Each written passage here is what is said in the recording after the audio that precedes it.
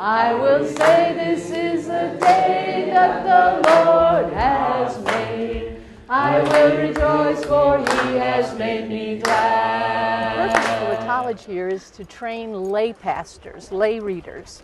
And what we do is each priest tries to identify people who are either already leaders or potential leaders in the church. And so they come here for a 2-year program. And they're taught in English. And we have 12 different courses that they have to take.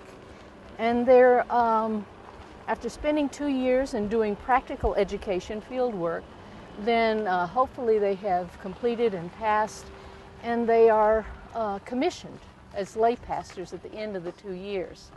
As a child, I began in the church. They leave their families at home to come here and study, and it's most difficult. But we are very blessed that they are willing to do that. Sometimes their churches help to contribute to their fees. We have donors primarily. Our budget that we have is about 23 million Ugandan shillings, and that translates to about $12,000 a year for 40 students plus the staff. $12,000 a year to support the college. Out of that, the students pay maybe about $3,000. The rest of it has to come from donors at this point, or from digging in the garden. This is the well that, the borehole that Seed dug for us, and the money for digging it came from the sale of Ugandan gold coffee. We have a condemned building that sometimes we house students in. We don't have enough space for women. The electricity is always hard to pay the bill. The students are willing to do the work. We never have enough books. Right now, our percentage ranges between 5 and 10% of our students are women, because we don't have space for women to sleep. We are a residential college. But the interesting thing is that no matter what we have, God is able to use it, and we are able to manage with what we have. This is our women's dormitory. It sleeps 6, and we are hoping that in the future we will have a dormitory that can accommodate more women, so more women can study. One of our problems is that we have an open space behind the women's dormitory. In the next few weeks we're going to be enclosing it with fence.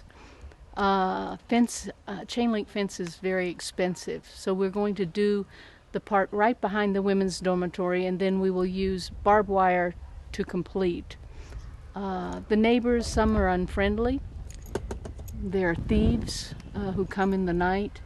We have to keep all of the bushes cut back so there's no place for someone to hide.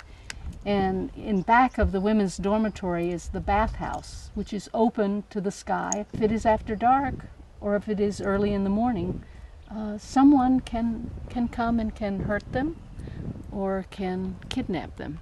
Our men live 2 to a room, typically, unless we have extra space. There are jerry cans there. They have to carry water from the well, from the borehole, for their bathing. And then they have a twin bed, and they have mosquito nets to protect them from malaria. They have bowls and cups for their meal. They must bring everything they have, except the bed itself. These are humble accommodations, and we give thanks for them. But you need to know that in most cases, they are far more luxurious than where the people come from in the villages. I want to thank you for your interest in the Theological College. We have many needs, but we are reliant on God as each day happens.